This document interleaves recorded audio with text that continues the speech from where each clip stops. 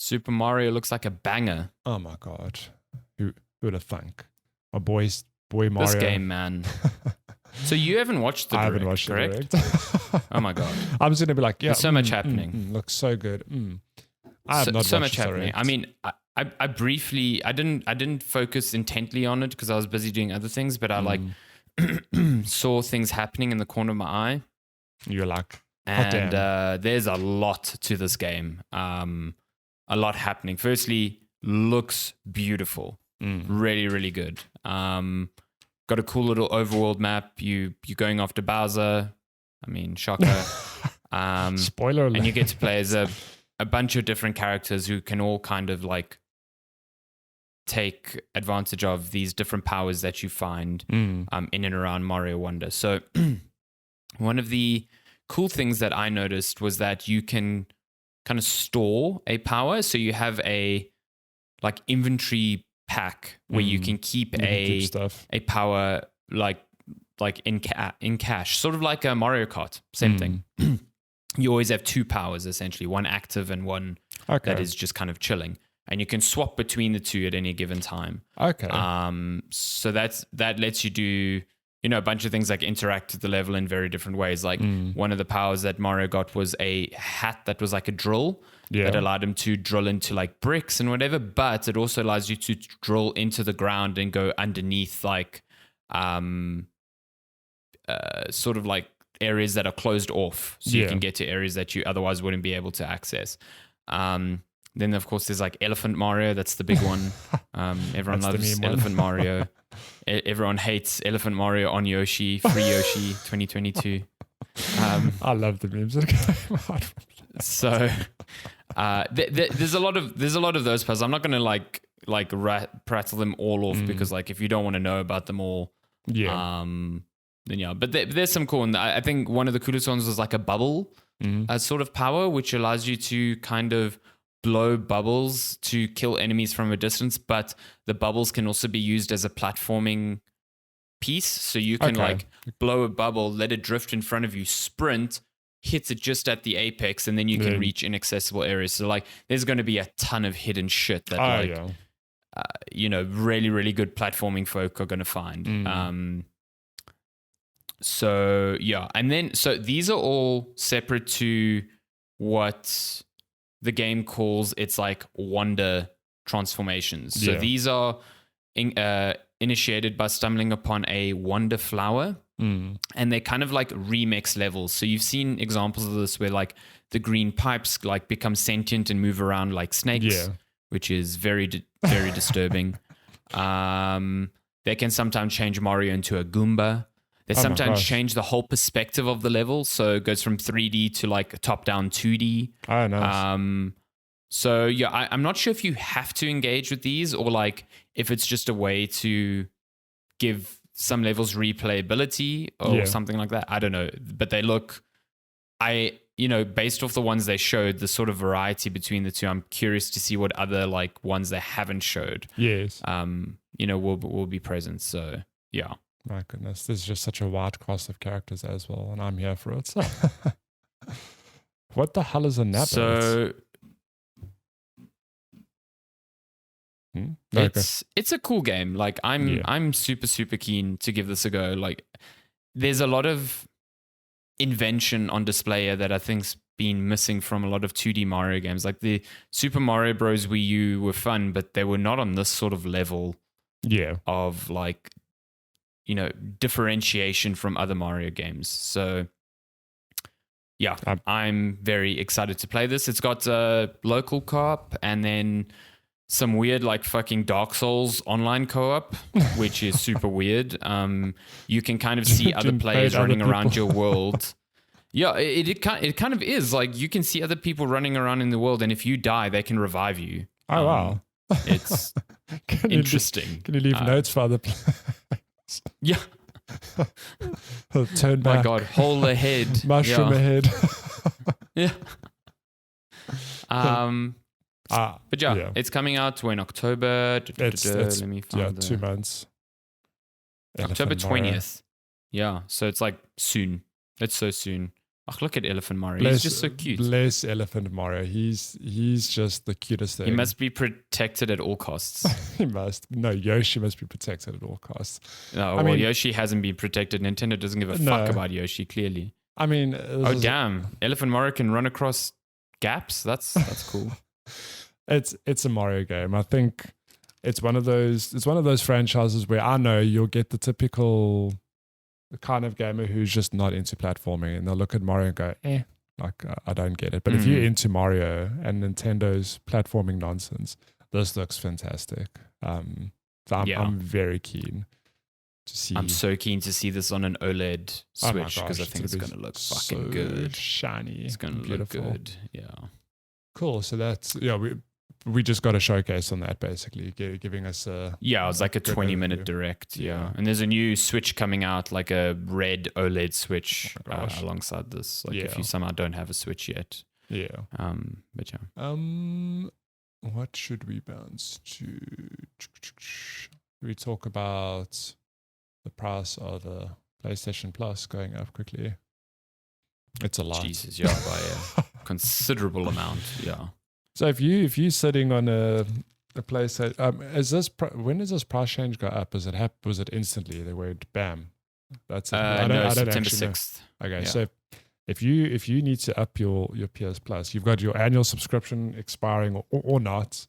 It might be worth topping up now because the service is going up by, what is the percentage floating around, like 30% or something? 25-30%? Yeah, it's around 30% for like an annual. I don't know which tier is exactly 30%, but yeah, regardless, it's going bad. Up across the board. Yeah. I don't really know what to say other than I think we've seen fans giving Sony a lot of backlash, which I think is fair given that 30% is a pretty significant price increase. It's not like a 5 or 10%, which I would expect that, But just a quick breakdown. PlayStation Plus Essential 12 month is now $80. PlayStation Plus Extra 12 months is now $135. And PlayStation Plus Premium is now $160. Which it's a lot. It's a lot, yeah. Especially if you're paying that upfront. It's like, but then you can get into the comparison of like, okay, but a game costs $60, $70. It's not that bad, but I don't know. It feels like a very aggressive price increase, and I don't quite know what the reasoning behind it is. Yeah. I don't know. It's I mean, Xbox or Microsoft did a price increase on Game Pass as well, not so long ago. And you can kind of see that they are, PlayStation's kind of moving up to a sort of on par thing with Microsoft.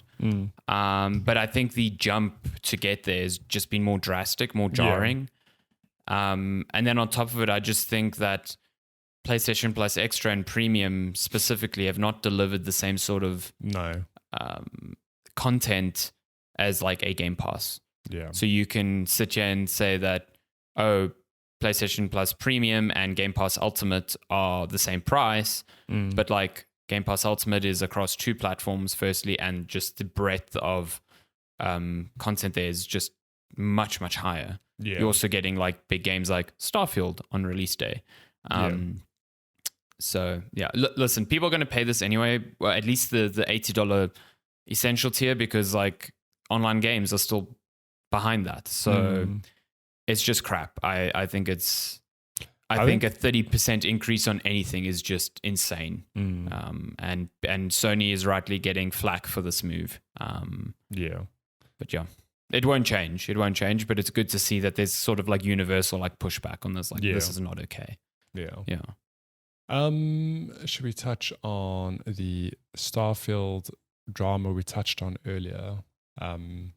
So you just correct me if I'm wrong, but I think the long and the short of it is that a whole lot. Some publications did not get review code. Eurogamer put out a piece literally just titled Eurogamer and Starfield, Why Our Review Will Be Late. and basically detailing like why they won't hit the review embargo because no code. Can't review a game if you don't have the code.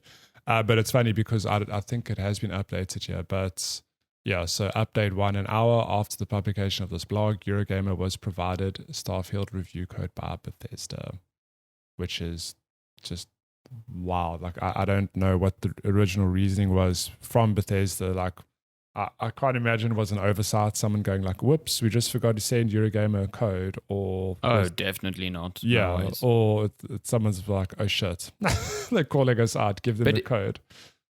It seemed to be quite widespread around the UK.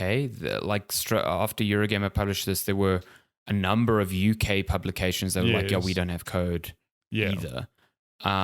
So it's a weird thing. I just don't know if Bethesda was very careful in curating who they gave code to, or as you can probably talk to, how PR companies across different regions are sometimes out of sync with one another. So like, the US PR region might have been far more lax with who they gave code to, because like for all intents and purposes, I knew loads of people in the US that were playing, even people that weren't really necessarily going to review it. Like everyone in the US that wanted code seemed to be getting code, whereas in the UK it was far more specific.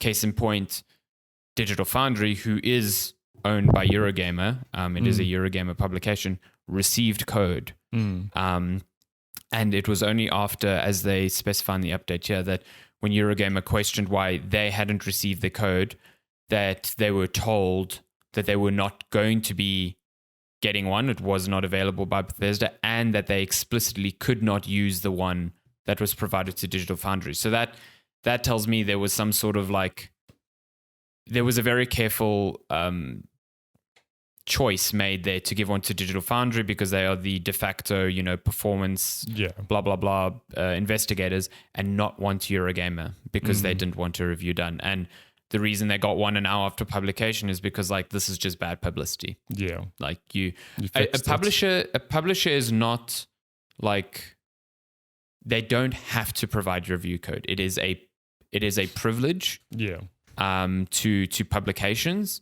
and it helps them do their job. A publication can always buy a game at launch. It doesn't help the consumers who maybe want to purchase the game, but for all intents and purposes, reviews are part of like the PR cycle, because good reviews create good PR. So if a PR company or a publisher like Bethesda is worried that a review will do the opposite, they are well within their rights to withhold code, but they must also understand the consequences of what that does image-wise when a publication is going, hey, our review is not going to be up because they didn't want to give us code, but they gave other people code. Now that starts becoming like, okay, why? If it's a blanket, like no one gets code, then it's like, oh, like that happened with Doom. Bethesda went through this before, where they were like, we are no longer going to give early review code for any of our games. And Doom 2016 was the first game, and everyone was like, game is definitely bad. Something wrong with that. And it ended up being fantastic. So, and then eventually Bethesda moved away from that idea, but they're still very picky with South Africa, no one got review code. You've got certain publications that are completely blacklisted, like Kotaku has been blacklisted by Bethesda for years. Even their editor-in-chief, Steven Totilo, who's no longer at Kotaku, is still blacklisted by Bethesda. Even though he's at a completely different publication. Did they publish a hit piece? They know. These people keep track of writers, their opinions. They have like dossiers on specific reviewers, and it's not been uncommon for me to see where like a publication has to put forth like 3 or 4 names of potential reviewers, and the publishers will go, we are not going to provide you code if that's going to be your reviewer. And it shouldn't be like that, but that's how it is. They know, oh, this person is very critical, or this person has these opinions, and we don't think it's going to result in a good review for our game. So this shit happens. It's crap, and Bethesda rightly got raked over the coals for it. So it's love to / hate to see it. Cyberpunk 2077. the free 2.0 update. You included this. What's included and what's not? Yeah, I wanted to include this because I think it's kind of insane how much is included without buying the expansion. It's like a full base and I just game wanted to rework. make that distinction. Yeah.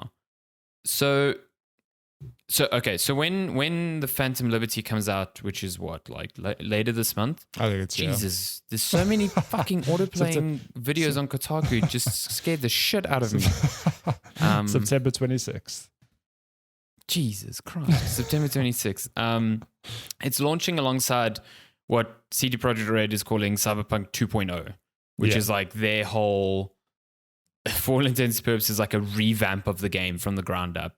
Yeah. And I think what's cool is that the most important changes from that are actually free. They're coming to the base game. So you can really give the base game another spin before deciding if you want to spend money on the expansion and continue that adventure. Yeah. So, for example, this is what's coming for free to the base game. Redesigned skill trees and perks. So the redesigned skill trees are more about now giving you active skills and perks as opposed to mostly passive numerical changes, which is, I think, part of the reason why I didn't vibe with the role-playing in the game at all. Yeah. There is a brand new skill tree called Relic, which is exclusive to the expansion because it ties into the story of that expansion, so you won't get access to that. You'll get a revamped cyberware and capacity system.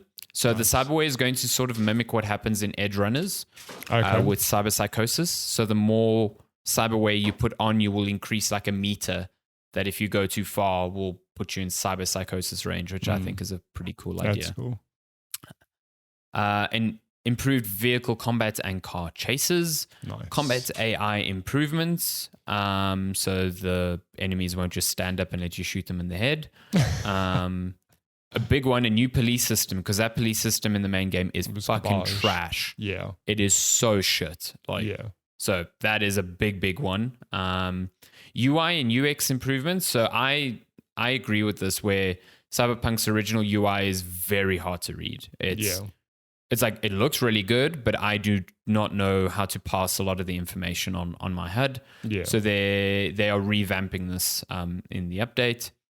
There are loot, items, and crafting changes. So the way you craft things, new weapons, clothes, and items for you to grab, new radio stations to listen to. So then only in the Phantom Liberty DLC is a new district, Dogtown, where the new story takes place, brand new storyline and characters, new quest, gigs, boss fights, and more, again, specific to the story. New types of vehicles and airdrops. So there's these new like dynamic events that might happen throughout the city, which you won't have access to if you don't have the story. The new relic skill tree, new items, weapons, cyberware, and fashion, which are specific to the new area. Vehicle missile launchers. Not sure why that's exclusive, but that's pretty cool. And then this is a defining feature. Yeah, missile launchers on your fucking motorbike. Yeah. Nice. And then the level cap increase, which is kind of there to necessitate the new quest. Yeah. So like the expansion content feels like stuff that is very specific to the expansion. Yeah. They're not like, oh, you should buy this expansion so you can get this gameplay so you change. can get a rocket launcher on your car. Yeah, well, okay, aside from that, I think CD Projekt Red's been very good at this. They've acknowledged that like they want to revamp this game so more people play it. So let's not lock people out and make it seem like we're making you pay for a version of the game that we kind of almost promised from the get-go. Yeah. Which is cool. I'm very excited to give this another go.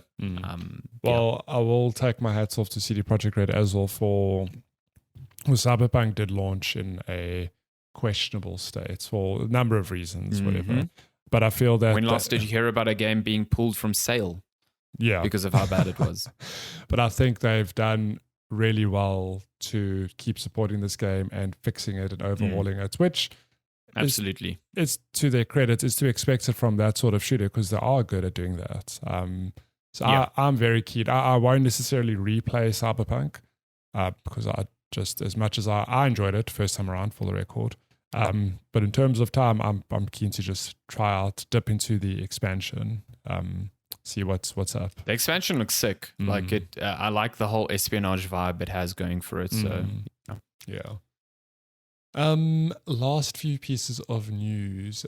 Sadly, the Saints Row developer Volition Games has been shut down, which I guess is like I don't like to say it because I don't like any studio closing down, but I guess it's not hard to see why it was closed down following the poor Saints Row that came out last year, and before that I think they had Agents of Mayhem.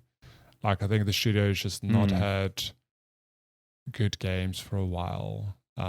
So it's sad. I didn't know that they had been around for 30 years. It's a really long time. Yeah. So yeah, they're gone. Yeah, listen, Saints Row, the one that came out, was it last year? It was last year. Yeah, last year. It's a bad game. I think it's a very poor game. I don't think it's the sort of game that sinks a studio like Volition, especially when they are backed by Embracer, and the amount of money there. I think this is just a very easy way to recoup some costs from Embracer's side after the shit show of a financial year they've been having. Yeah. With lost investment and underperforming games, and it's just horrible that an entire studio closure was like required to kind of recoup that. Because Volition had kind of been amalgamated in with Gearbox, and Gearbox was kind of managing them. And then this has only been a few months after that, and they're like done. Game over. That's a lot of people losing their jobs, and that's really sad. So yeah, and now what happens to franchises like Saints Row and Red Faction, because Volition did Red Faction. I think we have not seen anything good come out of Embracer yet. They keep purchasing studios, and they keep closing down studios, and they keep putting out bad products. Yeah.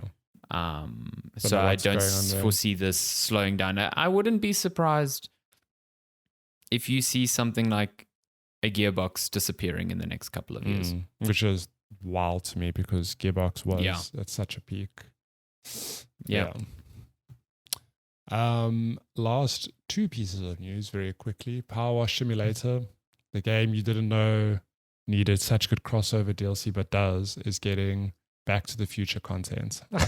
This article is called PowerWash Simulator's Back to the Future DLC will let you clean some serious shit. Where we're going. So they've been to Bikini Bottom, Croft Manor, Midgar, and Final Fantasy VII, and the Grim Dark Future. Oh, Warhammer. Okay. Yeah. And now it's Back to the Future. It's just such a, like, I take my hat off to the studio as well, because what a clever way to keep your seemingly simple game about literally cleaning stuff top of mind. Yeah. Absolutely. It's genius. I know it's so clever. A couple people who have played the content despite, like, we were joking, I think in office yesterday, there's two people, Noel and John Michael, talking about playing, like, cleaning Bikini Bottom and Midgar. Like, neither of them have any affiliation to, any connection with Final Fantasy VII, but you best believe that they play through the content anyway, because it was there. So of course. They want to clean Cloud's Buster Sword. Good God. But it's funny because you think of games like Fortnite, where often Fortnite is a case of a skin gets dropped and I go, oh man, what a clever partnership. I'd never have thought about that. Terminator, for example, this random thing you'd never expect to see in a children's third-person shooter. And for those who don't, that was inverted commas. I don't really mean that. But I think it's the same level of PowerWash Sim is the same thing where you never know what they're going to do. They can pick anything and go, well, we're going to take this iconic scene or this area or just lean into this franchise and have people clean some stuff, which is just hilarious. I love it. It's cool, and I think they can keep this going for however long they want. There's so many ideas flying around. I think Noelle actually mentioned Ghostbusters. I think that'd was her. Be really good, yeah. Or that'd be a good Darren. one. Well, speaking of hilarious crossovers that make no sense but still fit. Lara Croft has been added as an operator bundle in Call of Duty Modern Warfare 2. there's nothing in Call of Duty that surprises me anymore. Just before Lara Croft, we got Nicki Minaj. In Call of Duty. So like anything can happen. Do we have Snoop Dogg in Call of Duty yet? Because I'm pretty sure he's been there at some point. Fantastic. We had Bruce Willis as well with his bare feet. Really? From Die Hard, yeah. That is hilarious. So this is an interesting one because typically Call of Duty, I mean, they've done game crossovers, but like you've just said, they tend to leverage celebrities. Like you can buy, if I'm not mistaken, a Neymar Junior bundle or something, like football players. It's just such a weird thing to me. Yeah, that's also true. You can play as like Neymar and Messi in Call of Duty. Which is such a wild thing. Yeah. But now Lara Croft, your favorite Tomb Raider, is an operator, complete with dual pistols and I don't know if this look leverages any comics or movies, but I've never seen her look like this. So that's the interesting thing. There's a lot of people who think this is a reboot, a sneak peek at what Lara Croft will look like in the reboot from Crystal Dynamics, who are working on one something at Embracer for, we were just talking about Embracer. But, R.I.P. But yeah, I mean, it would seem weird that there would be such a highly detailed model that would need their sort of sign off, as the owners of the IP, and it being like a once-off thing. So it's a cool look. It's a very like modern, harking back to the old. Yeah, I was gonna say it's Lara Croft look. Same, yeah. She's got definitely the iconic outfit. But yeah, her ponytail is real long. It's super long. That's gonna get in the way when you're swinging from ledge to ledge, surely. Yeah. Tomorrow's But she's got some like crazy execution animations in Call of Duty. It's that blows kind of insane. It blows my mind because I do think with franchises like this, I can tell you now there's a style guide or brand guidelines or character guidelines of like Lara Croft this is a dumb example, but like Lara Croft is family friendly. She cannot point her weapons at the screen at any point in any promotional material. Like that's the sort of level of detail you'll find in a guideline. But the executions I've seen, man, they threw those guidelines right out the window if they even exist. My God, they're so over the top. They are crazy. Like, man, I don't know if I needed to see Lara Croft murdering someone in cold blood. Just like curb stomping someone and then like blowing them away with their pistols. Yeah. It's kind of wild. But yeah, so there you go. She's now in Call of Duty, and maybe we'll see her in her own new game soon because it has been a long time. So I think it's I mean they've definitely announced that they're working on one. When that comes out, not sure. Don't know. But yeah, that is all the news this week.